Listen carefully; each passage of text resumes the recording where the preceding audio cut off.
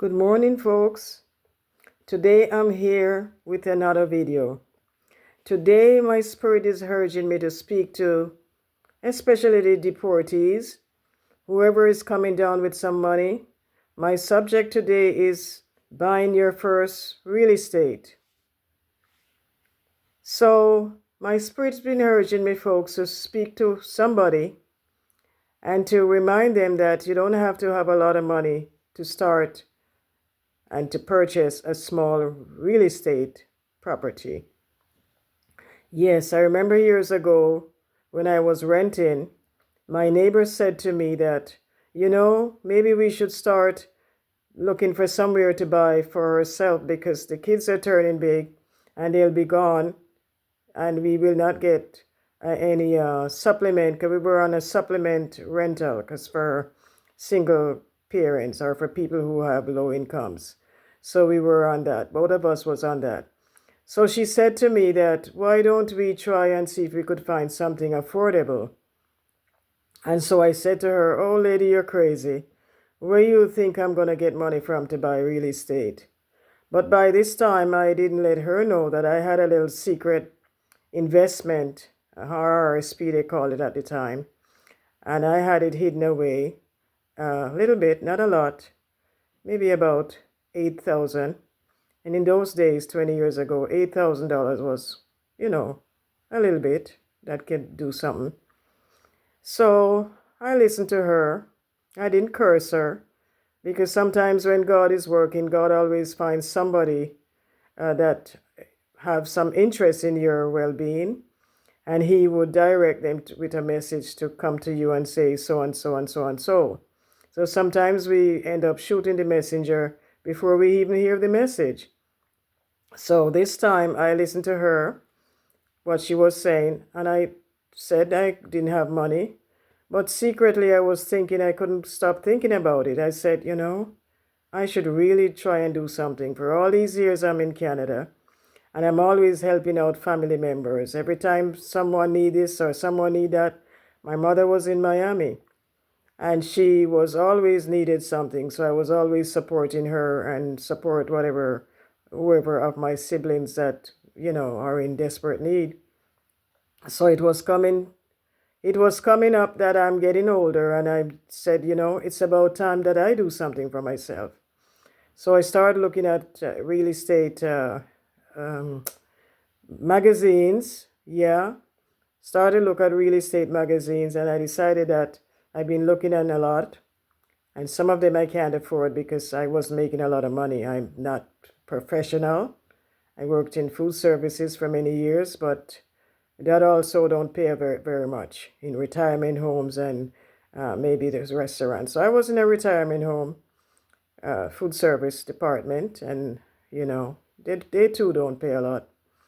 But I always have a little side job that I can always have some second income coming in. So I started looking at magazines, and I look until one day I found one, and I found a 3-bedroom was on sale, not too far out of town in the East End, where lots of stuff is nearby, shopping and schools and whatever. So I read the advertisement and I consulted the broker, the real estate agent. And I said to him that I'm looking for something that I can afford. So he said, all right, I'm putting out some new units, apartments, condominium apartments, and I will drop the magazine in your mailbox. So he took my address and he dropped the magazine in my mailbox. So I ran out, picked it up out of the mailbox, and I looked over it, and behold, I saw this apartment, three-bedroom apartment was on sale 20 years ago. And it's three bedrooms, three-bedroom apartment, and it was on sale for very little. At that time, they were going for 49,500. So I end up getting it for 49,500. So I did it. he found a broker for me that would give me the mortgage. And it wasn't through the bank because the bank those days were very picky. If you didn't have big money or were buying big property so they could profit from it, they didn't look at you. Most of them didn't look at you. So he found a broker, a nice Jamaican lady. Yeah, I remember her name too, but I won't call her name. And she looked over my application. And you believe, folks, that's why I'm bringing this good news to you, because you don't have to have a lot of money. Do you believe that I was only working 4 hours because I just graduated from an adult school, high school, and I didn't have a big job. That's when I got the job at the priest, members mentioned already, at the priest community of priests. So they hired me as a part-time cook in the evening, in the afternoon. So I was only working 4 hours per day. So when I presented the application to the broker, she says, "Oh my goodness." She says, "Do you have any money hidden anywhere else except what I see here?" I said, "No." And she said, "You know, it would look better on the paper if you said you were working 5 hours, at least 5 hours." So I said, "Okay." So I went back to the priest, the one that was in charge, and I told him what I was doing. And I asked if he could increase my hours to 5 hours. So he grumbled and grumbled, but eventually he gave me a letter and he increased my hours to 5 hours. So I took it back to the broker, and she said she was so happy for me. She said, "Good, good, we are in business." So this is what an insurance broker, an insurance company that I got the mortgage from. So everything went through, and I was busy trying to meet with the payments, and I pick up other part-time jobs because I didn't have a full-time, it was only part-time. So I picked up. So what I did, I worked house cleaning in the mornings from at least 9 to 1, something like that. And then after that, I leave, I go to the priest. They knew about it, that I was doing that, because they were wondering if that 4 hours were going to suitable for me. And they were wondering if when I find a full-time job, I was just going to run off. But I said, no, I will do work somewhere else in the morning, and then I will come in the afternoon here. So they already knew my plan, what I was doing. So I did that, and I ended up working with them for 13 years. Yeah, 13 years. And during that time, I was doing housework. So my housework increased, my house cleaning. Have a car, and I drove to the areas where I have to do the work. Wasn't going too far, and I did the job, and they paid me, give me a check or by cash, and that went towards my mortgage. So I didn't have much trouble, but it was a little hectic because I didn't know how to manage mortgage, with so little income. But anyway, I was able to make the down payment and pay the moving expenses, and I did that.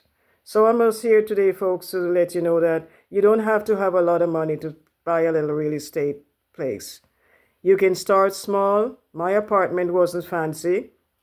A matter of fact, it was, I would say, a little fixer-upper. Well, it didn't need much fixing up, but the floors were wooden floors, and they were kind of almost, in bad condition.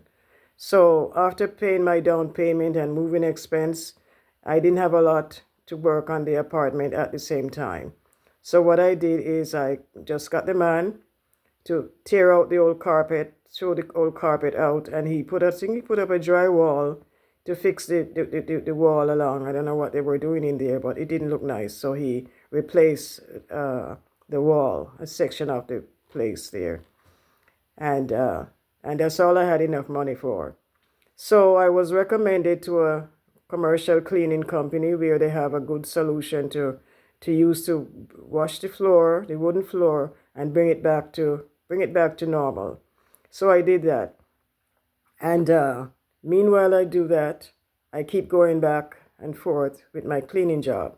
So the cleaning job actually is what really helped me. So folks, don't turn up your nose at cleaning jobs, because cleaning jobs, they pay very well.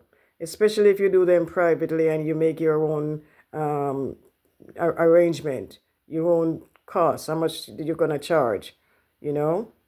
But for some people have cleaning companies and they hire you and they give you very little. But if you have your own business, you can charge what you want to charge and you don't have to split that income with anyone.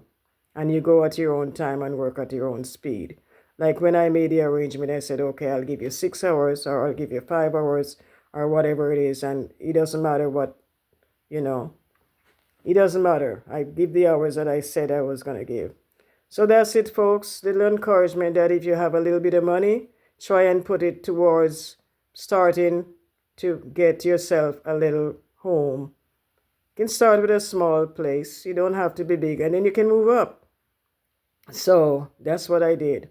And it's not finished there because I eventually upgrade the place, fix this every now and then. I replace something. And guys, at the time when I bought the place, I didn't even have money to buy any fridge. There was no fridge in there because there were 2 fridges.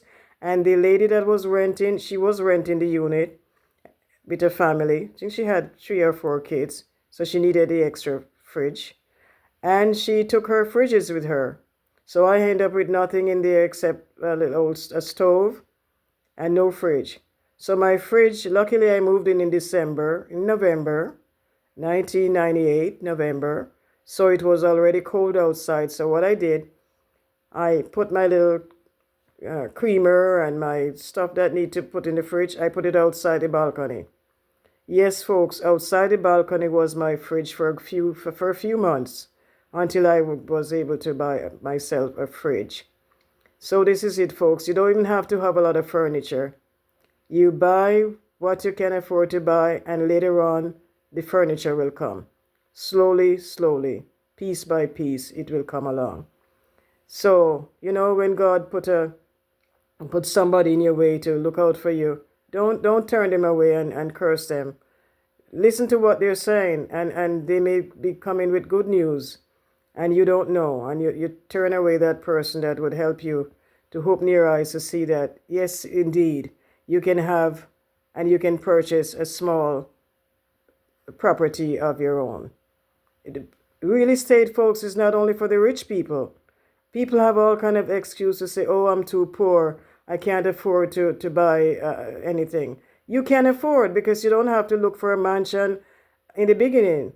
You can start small, buy a little old house. I've seen so many magazines and movies and videos with people buying a little whole house in some areas and they fix it up. Because sometimes those older homes are very strong. They're built on solid foundation and all they need is a little tender love and care.